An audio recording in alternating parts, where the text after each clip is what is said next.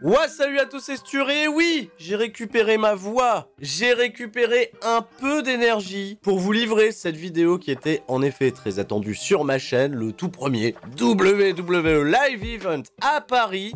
Recap. Presque 3 ans après la dernière escapade de la WWE sur mes terres, à Lille, chez moi, dans le Nord, les live events de WWE avaient manqué à énormément de personnes, vivre le moment, l'instant de voir les superstars entrer dans l'arène, sentir la chaleur et l'énergie, une ambiance totalement incroyable, et oui, ça nous avait manqué. À titre personnel, je suis arrivé sur Paris très tôt, pour rien vous cacher, j'étais déjà gare de Lille vers 7h du matin, il y avait des fans de catch, avec des masques, des ceintures qui prenaient le même train que moi, et je me suis dit oui, on va revivre un petit peu ce moment un peu spécial où c'est la fête du catch, où rien peut nous arrêter. Et tout au long de la journée qui était remplie de beaucoup d'activités, j'étais déjà moi-même très crevé de la veille, très peu dormi. Petite boule au ventre, je vous le cache pas, parce que je sais que dans ces événements-là, bah oui, vous alliez m'attendre, vous alliez vouloir faire des photos avec moi, j'allais rencontrer du monde, j'allais devoir donner de ma personne, donner de la voix bien entendu. Et quand je suis arrivé sur le parvis de Bercy, sur les coups de midi, évidemment pour moi c'était retour à la maison. Vous étiez déjà très nombreux à venir des 4 coins de la France, même de Belgique, de Suisse, pour assister à ce live event, témoigner de la présence incroyable du chef tribal, d'assister à quelques avant-premières du prochain pay-per-view qui est WrestleMania Backlash. Et toute cette chaleur, tout cet engouement que j'ai ressenti a fait que oui, cette journée ne pouvait que bien se passer. Au courant de l'après-midi, et sans m'étaler, puisqu'il y aura peut-être 1 ou 2 vidéos consacrées à ce sujet, je remercie Touquet France de m'avoir invité à l'événement, d'avoir pu participer à des activités, dont notamment une interview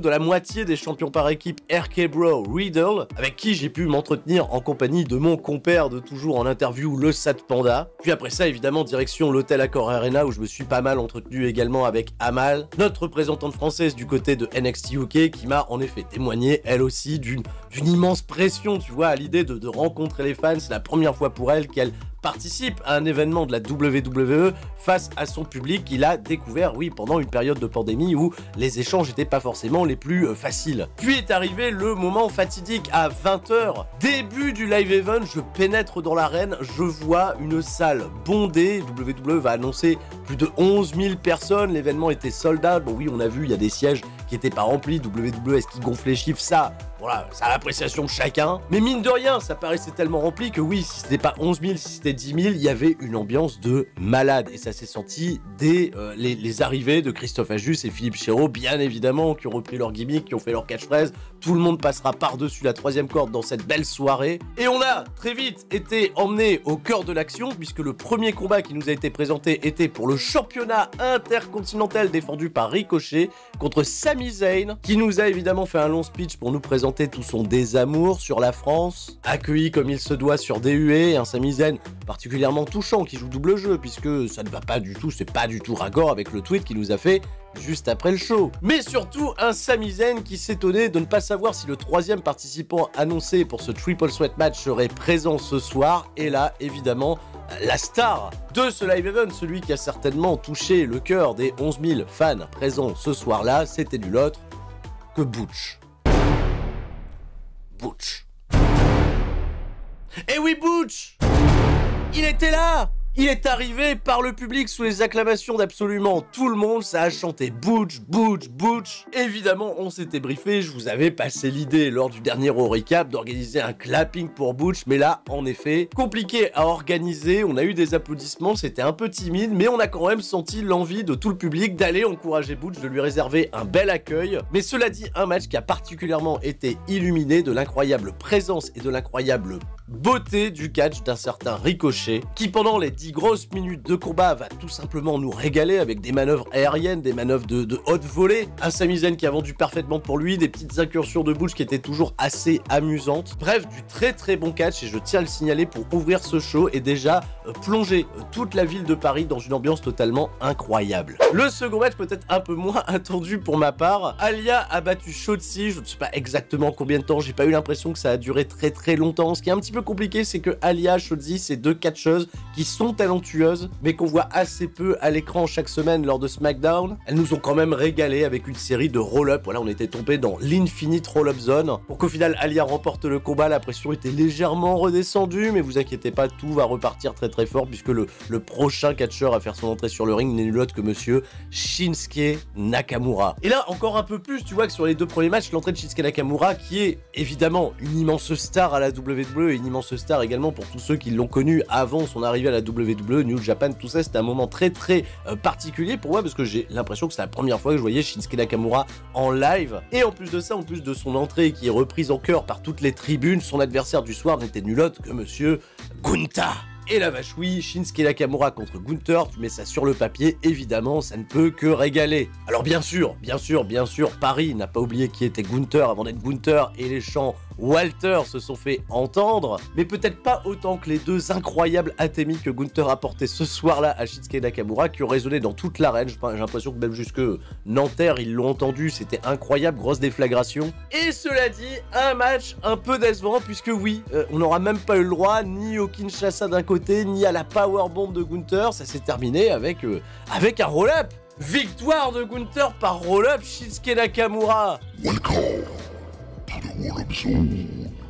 Ça restait, cela dit, très acceptable, mais ce qui était très marrant, c'était de voir Gunther croiser celui qui se dirigeait pour son combat juste ensuite, à savoir Bobby Lashley. Ils ont eu un gros face-off sur le stage d'entrée, et Bobby Lashley, la vache, très impressionnant physiquement, a impressionné absolument tout le monde. Wesh, il est énorme! Il est énorme, wesh! Il est énorme! Mec, c'est un monstre! Il est chargé! De tonnes! Eh, lui, il est chargé au lactel! Viens, on se bat tous les deux contre lui, finalement! Ouais, on se bat. La seule différence par rapport à la carte qui vous avait été initialement annoncée, ce n'est pas Sheamus qui l'a affronté, mais bien Ridge Holland, fils de François, accompagné par Sheamus qui nous gratifiera d'une belle petite promo, pour demander à tout le public de l'Accor Hotel Arena s'il n'avait pas vu Butch. Eh ben si, on l'a vu dans le premier match, Butch.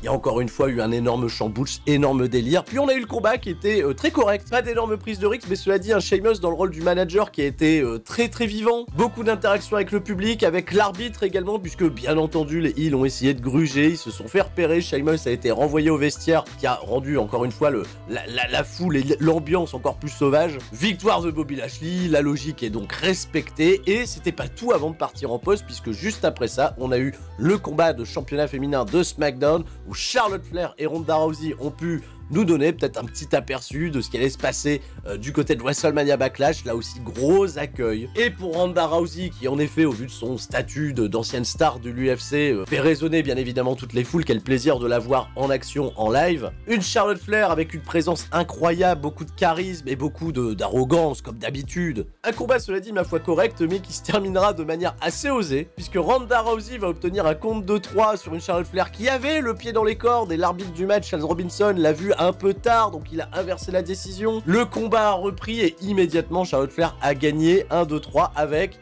le pied dans les cordes. L'arbitre cette fois-ci ne le voit pas. Une injustice qui évidemment fera exploser l'Accor Hotel Arena, et c'est là aussi où on se rend compte d'un truc, c'est que pour les superstars de la WWE qui sont produites véritablement comme des super-héros, toutes ces injustices qui servent le spectacle nous font démarrer au quart de tour. Et quelque part, moi ça me rassure, parce que quand on connaît le planning, le schedule de WWE, les risques encourus, les blessures et tout cela, vous le savez, à même pas une semaine d'une importante échéance comme WrestleMania Backlash, ça me rassure clairement. Puis on est arrivé à la pause et Philippe Chéreau, Christophe Ajus sont revenus sur le ring pour nous envoyer des goodies, pour nous dire d'aller acheter du merchandising, bien évidemment, vous passez un bon moment, ouais ça va, pas trop mal. Et là Philippe Chéreau, et je dois vous avouer un truc, on s'est absolument pas concerté, je m'attendais absolument pas à voir ça. Philippe Chéreau a annoncé à Samantha Irvine, qui était la présentatrice du show, qu'il allait tenter une expérience très française, a-t-il dit, et qu'il invitait les gens à faire le silence, à l'écouter, pour que tous ensemble on puisse commencer le clap. On a eu le droit au clapping orchestré par Philippe Chéreau, repris en chœur sous les noms détonnants de Butch. À chaque applaudissement, Un moment, je vous le cache pas, assez incroyable. Je sais que vous avez été très nombreux à penser à moi. Et comme je vous le dis, hein, sincèrement, j'ai pas parlé à Philippe Chéreau. Je savais absolument pas ce qu'il allait faire. Je sais même pas si lui-même était au courant qu'on prévoyait de faire cette chose-là ensemble. C'est un peu mon regret d'ailleurs sur ce show parce que j'ai pas pu voir ni Christophe Ajus ni Philippe Chéreau. Christophe Ajus, ça m'embête parce que ça fait vraiment très longtemps lui que je l'ai pas vu. Philippe Chéreau, je l'ai vu il y a pas si longtemps que ça. Mais de voir que le moment a créé une espèce d'euphorie et même une espèce de buzz sur internet, repris sur les comptes WWE de WWE BT Sport, repris par Butch lui-même, très flatté de l'occasion. Je pense que c'est en effet un des moments les plus marquants que moi à titre personnel j'ai vécu en live event et je pense que ça a été un moment marquant de sentir en fait tout ce public impliqué justement dans quelque chose d'assez fort, d'assez intense, qui peut en effet à l'avenir peut-être nous démarquer, tu vois, des autres pays en termes d'ambiance. D'ailleurs, les superstars de WWE, ça on le sait, elles sont ravies, mais totalement ravies de venir catcher en France parce que voilà, on est un public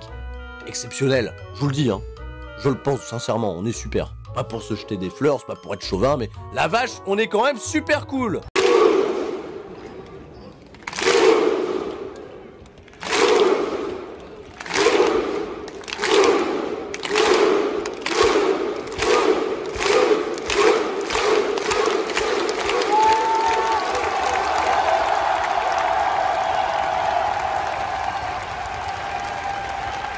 Puis la pause est arrivée, au retour d'Entracte, on a eu le droit à la présence de Amal. Pour la première fois face à son public, qui a lancé le compte à rebours, en effet, pour indiquer le show reprend dans 10 secondes, on a tous chanté 10, 9, 8, 7. C'est dommage, Amal apparemment c'était, selon elle, improvisé, c'est un plan de dernière minute, mais j'étais tellement ravi pour elle qu'elle puisse se retrouver là devant 10 000 personnes, 10 000 Français qui la soutiennent, et on voit que vous donnez beaucoup de soutien à Amal, qui est notre seule représentante française aujourd'hui signée à la WWE, que vous pouvez retrouver sur NXT UK, diffusé sur AB1 chaque samedi soir en deuxième partie de soirée, juste après SmackDown. Continuez de faire du bruit parce que je sais, je me doute, si on continue d'être là pour elle, un jour on la verra, hein, et plus seulement à NXT UK, on va la voir à Raw, à SmackDown, c'est tout ce qu'on lui souhaite. Deuxième partie du show, Naomi et Sasha Banks contre Natalya et Shayna Baszler. Alors là, j'avoue, j'ai pas été des plus attentifs au combat parce que, en effet, là, mes notifications, Twitter, tout ça, c'était en train d'exploser avec le clapping Butch, c'était totalement la folie. J'ai été plus attentif sur la deuxième partie de match, le match était plutôt sympa. Évidemment, Sasha Banks et Naomi l'ont emporté sous une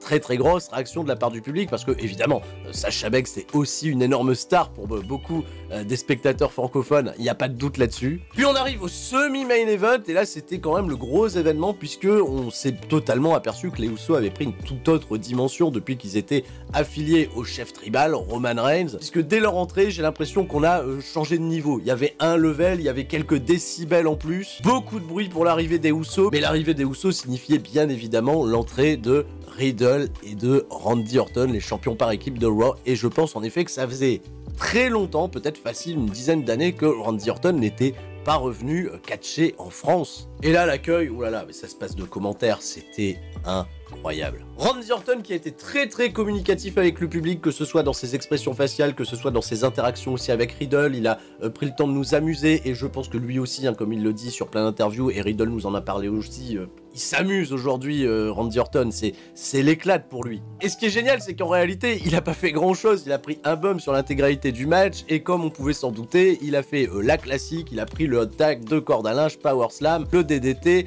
le RKO qui a été une première fois contré, il a pris un super kick, il est tombé au sol, c'est la seule fois d'ailleurs qu'il va tomber au sol sur tout le match, c'est incroyable, il a esquivé un splash, et derrière, le RKO, explosion de joie, quelque chose de ouf, dès lors que les 3 lettres les plus terrassantes de tout le divertissement sportif se sont abattues sur Jey Uso devant nous. On n'a pas pris beaucoup de risques, on se préserve et ça c'est totalement normal pour les grosses échéances à venir, et quel plaisir tout simplement d'avoir été en présence tout simplement de celui qu'on a appelé le Legend Killer, qui est désormais la légende tout court du catch. Ah voilà, si c'est toujours le Legend Killer, je l'ai dit, il devra à un moment trouver un moyen pour se tuer lui-même. Mais là en tout cas, il nous a régalé, il nous a tué, il nous a mis dans un état totalement cool, et il restait plus que ce dernier combat, le main event. Drew McIntyre, le kebabier, avec une épée, alors une épée de Wish, hein, je pense pas que les armes de catégorie, voilà, ça a pu passer la frontière, monter dans l'avion. Non, vous avez une épée, il n'y a pas de souci, il a dû aller acheter ça juste avant le début du show. Et il est venu avec son épée, il affronte Roman Reigns, c'est une affiche en plus de ça qui est très protégée, qui était même normalement destiné à nous être présenté à WrestleMania Backlash. Les plans ont un peu changé, j'en parlerai cette semaine sur la chaîne. Mais je pense qu'à peu près en totalité, avec les entrées, la durée du combat, jusqu'à la fin du show et le speech final de Roman Reigns, on a terminé avec 45 minutes de plaisir, de gros bonheur. Bien sûr, hein, ils ont pris leur temps, hein, pour les entrées, ils se sont fait mousser. Roman Reigns, il a attendu au moins 2 minutes hein, de son thème d'entrée lancé pour faire son avancée dans le ring, de rentrer très lentement sur sa musique. Alors, il va le faire avec le même rythme et le même cadre quand il est produit à SmackDown, mais en fait, il a fait encore plus long que d'habitude. Et oui, il se passe un truc, hein. Roman Reigns est dans une autre dimension, on en a été témoin, j'ai déjà assisté à plusieurs entrées de Roman Reigns en live event en France, et à chaque fois, je dis le plafond explose, il fait saturer tous les micros, etc. Bah, imaginez, c'était ça, ou encore pire. Et Roman Reigns, oui, il s'est comporté comme un heel pendant le match, mais clairement, il était bien plus populaire ce soir-là que Drew McIntyre. Et il va même hein, dans un combat facilement, tu vois, les 15 premières minutes, les mecs se sont juste mis des bennes, ils ont fait des épreuves de force, ils ont été à l'extérieur du ring se lancer dans les escaliers, dans les barrières. On a, comme je l'ai dit, hein, été très safe, on n'a pas pris beaucoup de risques, il n'y a pas eu énormément de bums dans ce match, mais en revanche, ils nous ont pas menti, ils ont quand même accéléré le rythme sur les 5 dernières minutes, où là, véritablement, ça a envoyé du bois, il y a eu des échanges, des comptes, des near falls tout au long du match. Ce qui était très cool, c'est que Drew McIntyre se dégageait toujours au compte de 1, ce qui le rendait, tu vois, assez fort, avec un Roman Reigns qui n'hésitait pas, en plus de ça, tu vois, à interagir avec le public, interagir avec McIntyre, à l'engueuler. Bref, qu'est-ce que c'était cool, même s'ils ont rien foutu, c'était trop bien. On était en présence des dieux du catch, des superstars, et c'est là que la machine WWE est incroyablement bien huilée, puisque tout le monde a embarqué, tout le monde était dans le délire, tout le monde a fait énormément de bruit, tout le monde a hurlé dès lors que Roman Reigns a annoncé, tu vois, sa spire fatidique. Il en a porté une, il y a eu une near fall, il réussira à porter la spire qui lui fera remporter le combat en contrant le Claymore Kick de Drew McIntyre, puis après on a eu un long discours, une explosion de joie bien évidemment, et le chef tribal a bien entendu demandé à Paris de le reconnaître hein, comme en son état, et il nous a surtout demandé à toutes et à tous de passer une bonne fin de soirée, de rentrer prudemment. Il a été plein de bienveillance, il a été le héros de cette soirée, Roman Reigns, bravo à lui, parce que même s'il est normalement censé incarner, tu vois, le roi des connards en weekly, il a volontairement, tu vois, accepté le jeu d'être la star, l'immense star de la WWE ce soir-là, et bah, il le mérite totalement, puisque, oui, là où il va, avec le flow, avec la dégaine, c'est une autre dimension, c'est clairement une autre dimension.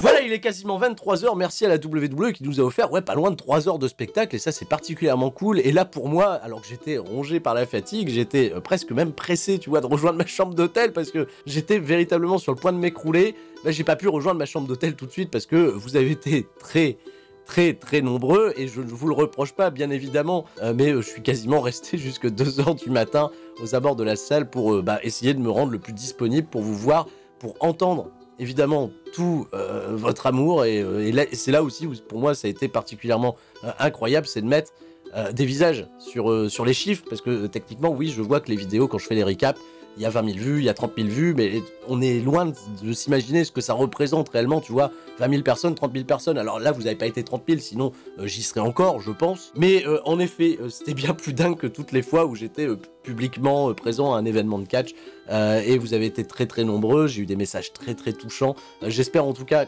moi, et je m'en excuse, hein, je le sais, un peu fatigué, j'espère que vous m'en voudriez pas pour ceux qui étaient en effet présents, et j'invite véritablement, tu vois, même tous ceux qui n'étaient pas présents, à venir assister à ce genre de show. C'est vrai que c'est toujours très cool. Ce qui est au-delà, plus important, tu vois, le fait que vous aimiez ou pas la WWE, que vous aimiez ou pas les live events, c'est tout simplement cet esprit de convivialité, le fait que des fans se retrouvent, se rencontrent. J'ai une pensée bien entendu particulière pour les potes du Nerd Shit Catch, qui eux, en effet, c'était un petit peu leur rencontre. Il y a pas mal de communautés comme ça, des gens qui se sont rencontrés pendant le confinement, c'est la première fois qu'ils allaient se voir en vrai sur un live event, et comme je l'ai dit, parce que j'ai toujours pris le temps à peu près de vous demander d'où vous veniez en France, vous veniez des quatre coins de la France, il y a des gens, je sais, ils se rencontrent, ils se découvrent, ils partagent des trucs, et tout le monde était positif, tout le monde tirait dans le même but, et c'est ça aussi qui était super cool, c'est de voir que, ouais, on a eu un show avec une ambiance géniale, avec des fans totalement géniaux, énormément de positivité, et c'est ça, véritablement, que je retiendrai de cette soirée. Ce live event à Paris était certainement un des meilleurs auxquels j'ai assisté, pas uniquement pour son côté in-ring, parce que l'in-ring il est pas non plus foufou, mais suffisant pour que l'ambiance, en tout cas lors du show, personne s'endort en réalité. Mais surtout c'est ça, j'adore venir au live event parce que je sais que les fans ont une journée qui leur est consacrée et qu'on n'a aucune honte évidemment à être fan de catch. Le catch continue d'intéresser les gens et le catch n'est plus moqué comme il l'était avant. Je suis d'ailleurs ravi de savoir que d'autres gros influenceurs, tu vois, du YouTube Game, du Twitch Game, soient présents justement et vont en parler, je le sais, de manière très très positive. Donc oui, ravi. Un peu déçu, cela dit, d'un truc, hein, c'est que d'habitude quand on va au live event de Paris, on a des annonces quant à la date de la future venue de WWE en France. Et là, malheureusement, eh ben, on n'aura rien. Il n'y aura pas de représentation apparemment, de nouvelles représentations en courant 2022. Il va falloir croiser les doigts pour qu'il y ait quelque chose en 2023. Évidemment, s'il y a quelque chose en 2023, eh ben, je vous invite à faire le déplacement, à vivre l'expérience ou à la revivre si vous l'aviez déjà vécu. Je vous retrouve en live tout à l'heure sur twitch.tv/Turi316. Ça sera sur les coups de 20h, 21h. Je sais pas encore exactement. Tout se coordonnera en fonction de ce planning, mais c'était important pour moi déjà de vous remercier pour votre gentillesse, pour votre bienveillance à mon égard pendant tout au long de cette journée. J'ai une pensée aussi toute particulière à tous ceux qui voulaient se rendre à l'événement, qui n'ont pas pu s'y rendre et qui peut-être aujourd'hui ont des regrets parce qu'ils ont vu toutes ces images sur les réseaux sociaux et ça leur a bien entendu envoyé du rêve. Évidemment, tout le monde est resté fort et restera encore très fort pendant très longtemps. Le catch, c'est génial. C'était Sturi. Je vous dis à la prochaine qui arrive très très vite pour l'Euro Recap. Vous le savez. Ciao. Bye bye. And I tell my bloodline this all the time, and I mean it when I tell you, I love you.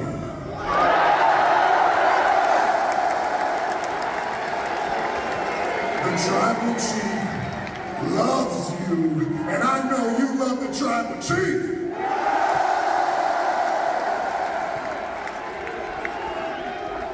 I want you to get home safely. I want you to take care of each other while we're gone, and when we come back, I want to see every single one of you again. That's Tribal Chief orders now. Y'all have a great night. We'll see you next time, but before we go, Paris.